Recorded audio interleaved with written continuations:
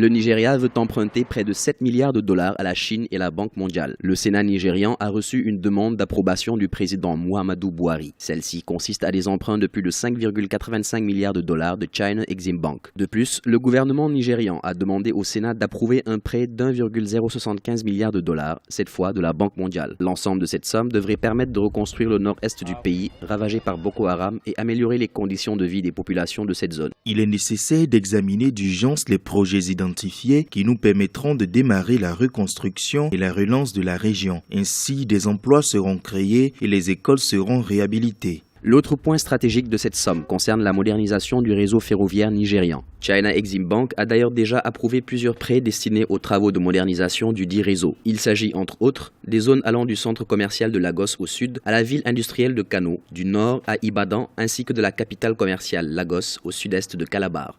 Vous savez, c'est le mal, je vais dire, l'épidémie, effectivement, qui frappe toutes les économies africaines, c'est cela. Il y a ce recours facile et factice très rapidement à l'endettement extérieur. Alors qu'il y a des possibilités, par exemple, internes au niveau de l'économie. Mais dans le cas d'espèce, ce qu'il faut signaler, c'est que le Nigeria connaît quand même des séries de problèmes depuis un certain moment. Il y a l'insécurité créée dans le pays avec la secte Boko Haram qui a détruit nombre d'infrastructures partout dans le pays. Il y a aussi, deuxièmement, la corruption qui est une maladie au Nigeria et tous les hauts fonctionnaires sont corrompus. En 2016, l'économie du Nigeria s'était contractée à hauteur d'1,5%. Une première depuis 25 ans pour un pays qui a subi la chute des cours du pétrole. Aussi, le pays envisage un plan de relance de son économie qui devrait permettre de créer 15 millions d'emplois à l'horizon 2020.